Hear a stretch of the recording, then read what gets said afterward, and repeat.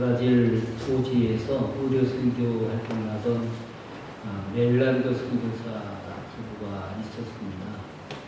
근데 이분들이 선교 활동을 하는 동안에 이름이 5번이나 바뀌게 되었습니다.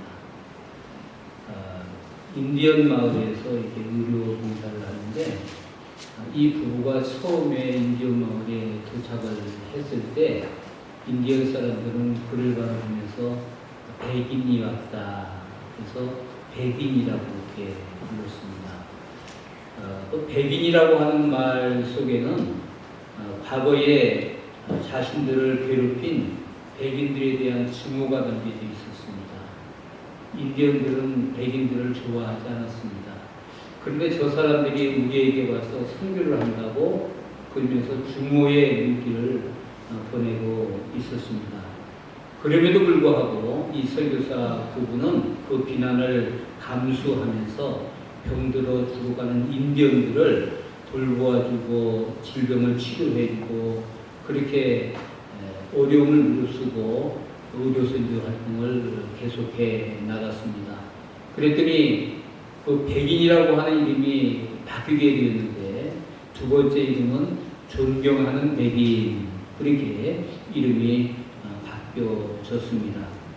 이 멜란도 선교사 부부는 인디언들과 똑같은 옷을 입고 그들과 같이 밥 먹고 그러면서 10년 만에 인디언 언어를 배우게 되어서 유창하게 인디언 언어를 구사하게 되었습니다.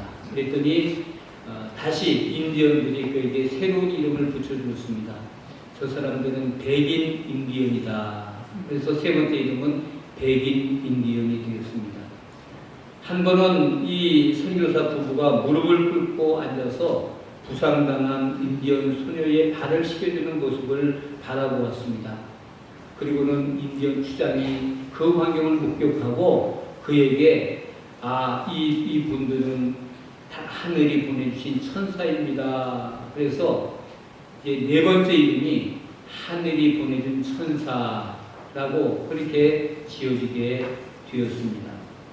결국 그들은 브라질의 성자다라고 하는 5번째 이름을 얻게 되었습니다. 대한민국 한국의 첫 번째 선교사는 아펜젤러 선교사와 온도우두 선교사입니다.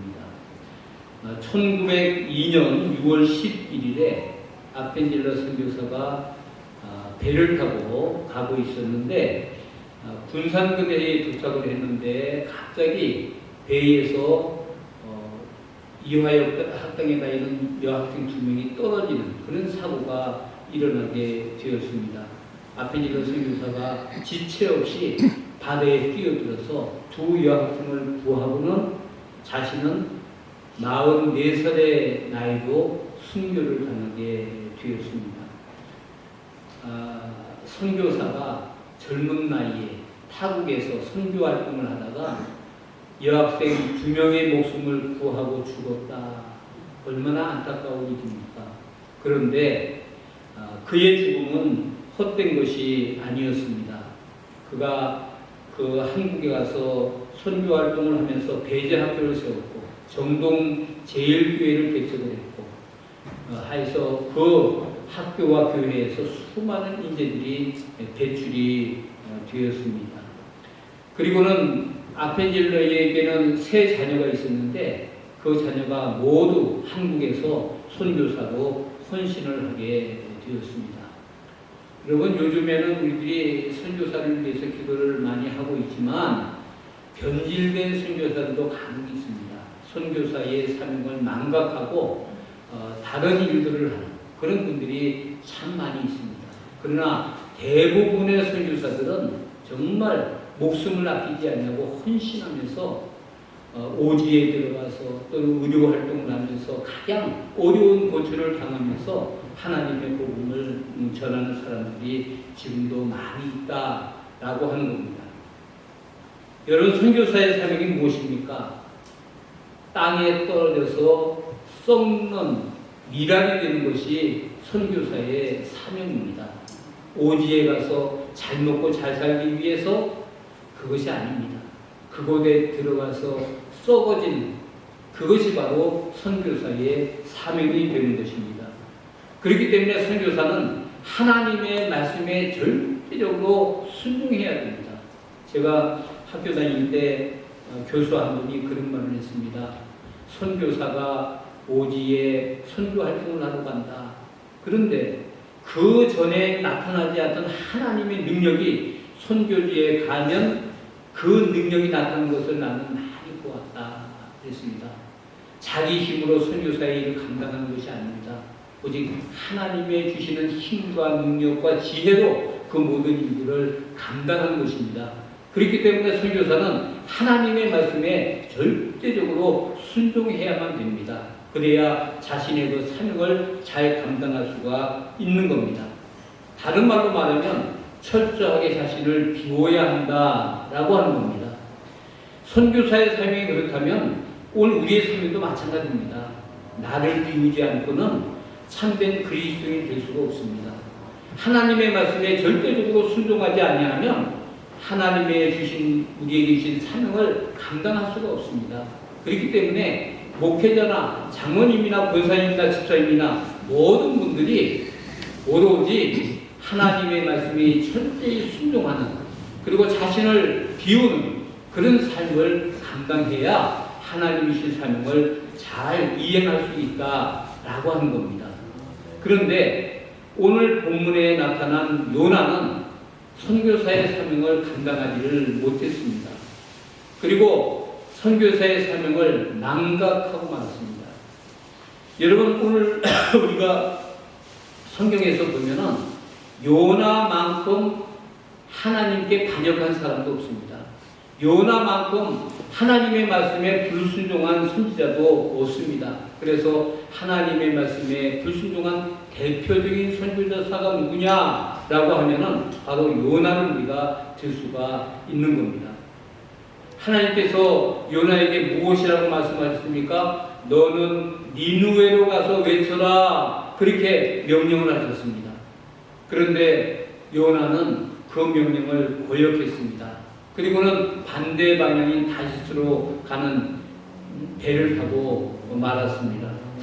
하나님께서는 결국 풍랑을 일으키셔서 배가 위험한 지경에 처하게 하셨고 이 풍랑의 원인이 불순종한 요나에게 있음이 백일하에 드러났음에도 불구하고 요나는 그때까지 회개하지 않았습니다. 자기의 잘못이라고 인정하지도 않았습니다. 그러면서 배에 탄 사람들을 향해서 오히려 나를 바다에 빠져서 죽게 해라. 죽어도 나는 니느웨에 가지 않겠다. 이렇게 말한 사람이 바로 요나입니다. 그런데 이 드라마는 여기에서 그치지 않습니다. 하나님께서는 바다에 던진 요나를 위해서 큰 물고기를 준비하셨고 물고기 입속에 집어 넣으셨고 그때에야 이 요나가 두 손을 들고 하나님 용서해 주세요. 이렇게 회개를 하게 되는 겁니다. 회개하는 요나를 바라보시면서 하나님께서는 그의 기도를 들으시고 요나를 토해내게 하시고 니느웨에 가서 하나님의 말씀을 전하는데 어떻게 합니까? 3일을 꼬박 길을 걸어가면서 하나님의 말씀을 전해야 되는데 단 하루만 하나님의 말씀을 전하는 겁니다. 그러면서 회개의 방법도 가르쳐주지 않고 회개하라는 말도 하지는 않습니다. 하나님께서 너희들 잘못한 것 아신다. 너희들은 멸망할 것이다. 단지 그 말만 외쳐대는 겁니다. 그런데 하루 동안에 그가 전한 말씀을 듣고 임금을 비롯해서 백성들 모두까지 다 금식을 하면서 회개해서 결국은 그 성에 하나님의 구원이 임하게 되었다라고 하는 겁니다. 얼마나 좋은 일입니까? 니느웨 성에 12만 명의 사람이 살고 있었는데 모든 사람이 하나님 앞에서 자신의 잘못을 회개하고 구원받았다. 놀라운 사건입니다. 박수를 쳐야 됩니다. 환영해야 됩니다. 기뻐해야 됩니다. 그런데 그때 요나는 어떻게 했습니까? 하나님, 내 목숨을 데려다 주세요. 반대의 말을 하고 있는 겁니다. 그때 하나님께서 요나에게 무엇이라고 말씀하십니까? 이 니느웨 사람들이 구원받는 것으로 말미암아 네가 성질 내는 것이 가하냐 그렇게 말했습니다. 오히려 네가 기뻐해야 되는데 너는 선지자가 아니냐 선유사가 아니냐 기뻐해야 마땅하지 않냐 그런데 네가 왜 그렇게 화를 내고 있느냐 이렇게 하나님께서 물어보시는 겁니다.